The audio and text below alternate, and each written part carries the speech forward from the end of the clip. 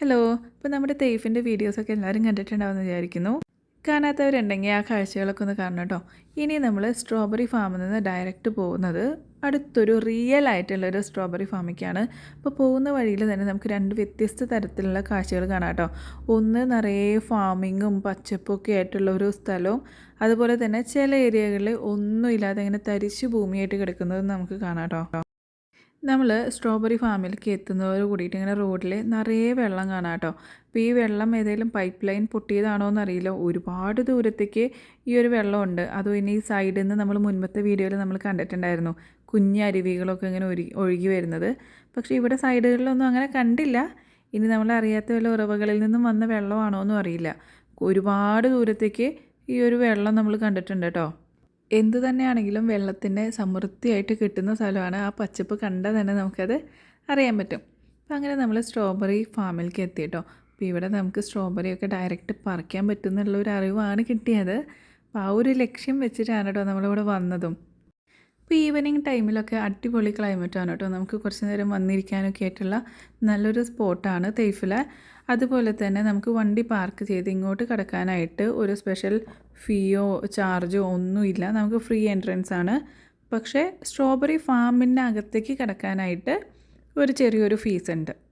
അപ്പോൾ നമ്മളിനി സ്ട്രോബെറി ഫാമിലേക്ക് നടക്കുകയാണ് കേട്ടോ. അപ്പോൾ നമ്മുടെ ഈ സൈഡുകളിൽ ഇങ്ങനെ ചെറിയ കൂടാരം പോലെ കാണുന്നതൊക്കെ നമുക്ക് വന്നിരിക്കാനും ഉല്ലസിക്കാനും ഒക്കെയുള്ള സ്ഥലം തന്നെയാണ്. അപ്പോൾ ഈ ഒരു ടേബിളിൻ്റെ മുകളിൽ അവരിങ്ങനെ കുറേ പൂക്കളിൻ്റെ ഗാർലൻസ് വെച്ചിട്ടുണ്ട്. അപ്പോൾ നമ്മൾ മുൻപും തൈഫിൽ ഇതൊക്കെ കണ്ടിട്ടുണ്ട് കേട്ടോ. അപ്പോൾ നമുക്ക് ഫോട്ടോസിനൊക്കെ പോസ് ചെയ്യാനൊക്കെ ആയിട്ട് അത് യൂസ് ചെയ്യാം. അതുപോലെ ഞാൻ മുൻപേ പറഞ്ഞ കൂടാരങ്ങളുണ്ടല്ലോ, അവിടെ ഇരിക്കണം എന്നുണ്ടെങ്കിൽ നമ്മൾ മുൻപേ തന്നെ ബുക്ക് ചെയ്തിട്ടുണ്ടായിരിക്കണം. അതല്ല എങ്കിൽ ഇവിടെ ഒരു കോഫി ഷോപ്പുണ്ട്. അവിടെ നിന്ന് എന്തെങ്കിലും ഓർഡർ ചെയ്യുകയാണെങ്കിലും 20 മിനിറ്റ് വരെ നമുക്ക് അതിനകത്ത് സ്പെൻഡ് ചെയ്യാം. സ്ട്രോബെറി ഫാം കാണാൻ വന്നാണെങ്കിലും ഇത് നമുക്ക് ബോണസായിട്ട് കിട്ടിയിട്ടുള്ളൊരു വ്യൂ ആണ് കേട്ടോ. അപ്പോൾ നിറയെ റോസാപ്പൂവിൻ്റെ കൃഷിയാണ്. ഒരുപാടൊക്കെ വിളവെടുപ്പ് കഴിഞ്ഞെന്ന് തോന്നുന്നുണ്ട്. എന്നാലും കുറച്ചൊക്കെ ആ ചെടിയുടെ മുകളിൽ ബാക്കി നിൽക്കുന്നുണ്ട്. പക്ഷേ അത് തുടരുത്, പൊട്ടിക്കരുത് എന്നൊക്കെ അവർ എഴുതി വെച്ചിട്ടുണ്ട് കേട്ടോ. പിന്നെ ഇത് ഈ ഒരു നീല കളർ ടെൻറ്റ്, ഇതിനകത്ത് മുഴുവൻ ചെണ്ടുമല്ലികളാണ്. നമ്മൾ മുൻപേ ആ ടേബിളിൽ കണ്ടിട്ടുള്ള അതേ ചെണ്ടുമല്ലിയാണ് കേട്ടോ. ഇപ്പോൾ നമ്മൾ സ്ട്രോബെറി ഫാമിൻ്റെ അടുത്തേക്ക് എത്തിക്കൊണ്ടിരിക്കുകയാണ് കേട്ടോ.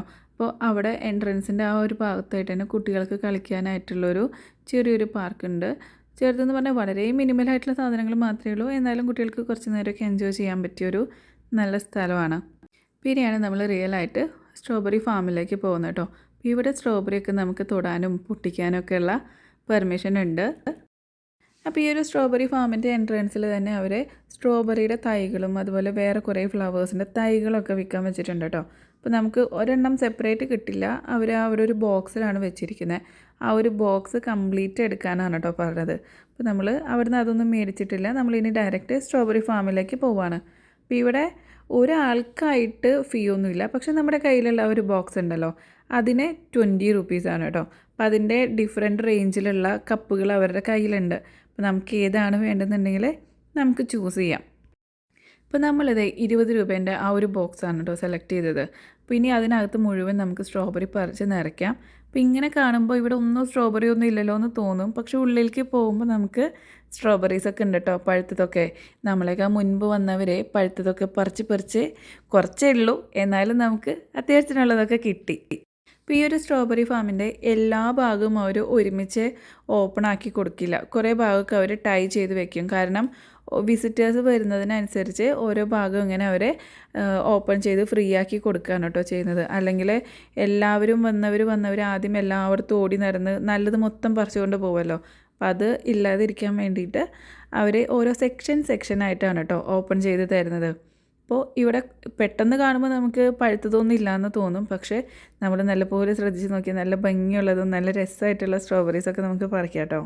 സ്ട്രോബെറി കടയിൽ നിന്ന് വാങ്ങി കഴിച്ചിട്ടുണ്ടെങ്കിലും സ്വന്തമായിട്ട് ആദ്യമായിട്ട് കാണുന്നതിൻ്റെയും സ്വന്തമായിട്ട് പറിക്കുന്നതിൻ്റെ ഒക്കെ ഒരു എക്സൈറ്റ്മെൻറ്റ് ഞങ്ങളെല്ലാവർക്കും ഉണ്ട് കേട്ടോ.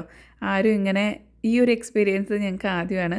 അപ്പോൾ ഇങ്ങനത്തെ ഒരു എക്സ്പീരിയൻസ് കിട്ടാത്തവർക്കൊക്കെ നല്ലൊരു അടിപൊളി സ്ഥലമാണ് കേട്ടോ. തെയ്ഫിൽ എവിടെ വന്നില്ലെങ്കിലും ഈ ഒരു സ്ഥലം ആരും മിസ്സാക്കരുത്. കാരണം അത്രയും അടിപൊളിയായിട്ടുള്ളൊരു സ്ഥലമാണ്. അപ്പോൾ ഞങ്ങൾക്ക് പറ്റാവുന്ന മാക്സിമം നല്ല സ്ട്രോബെറീസ് നോക്കിയിട്ട് ഞങ്ങൾ പറിച്ചിട്ടുണ്ട്. അപ്പോൾ കപ്പിൻ്റെ മുകളിലേക്കൊക്കെ നിൽക്കുന്നുണ്ട്. അതൊന്നും അവർ കാര്യമാക്കത്തില്ല കേട്ടോ. ഞാൻ അതിങ്ങനെ മൊത്തം സ്ട്രോബെറിക്ക് മാച്ചുള്ള ഡ്രസ്സും കമ്മലൊക്കെ ഇട്ട് നിൽക്കുവാണ്. അതും എനിക്ക് തന്ന കത്രിക വരെ എനിക്ക് സ്ട്രോബെറിക്ക് മാച്ചുള്ള കത്രികയാണ് കിട്ടിയത്. കപ്പിൽ നിറയ്ക്കുന്നതിൻ്റെ കൂടെ ഞങ്ങൾ കുറച്ചൊക്കെ വയറ് നിറച്ചിട്ടുണ്ട് കേട്ടോ. പക്ഷെ അത് പാടില്ല എന്നവർ പറഞ്ഞിട്ടുണ്ടായിരുന്നു. പിന്നെ നമുക്ക് മലയാളികൾക്കൊരു സ്വഭാവം ഉണ്ടല്ലോ, പാടില്ല എന്ന് പറഞ്ഞാൽ എന്തെങ്കിലുമൊക്കെ ഒന്ന് ചെയ്തില്ലെങ്കിൽ ഒരു സമാധാനം ഇല്ലല്ലോ. അപ്പം അതുകൊണ്ട് നടക്കുന്നതിൻ്റെ ഇടയിൽ ചിലതൊക്കെ ഞങ്ങളൊക്കെ കഴിക്കുകയും ചെയ്തിട്ടുണ്ട്. അപ്പോൾ എന്തായാലും ഇത് നല്ലൊരു എക്സ്പീരിയൻസ് ആയിരുന്നു.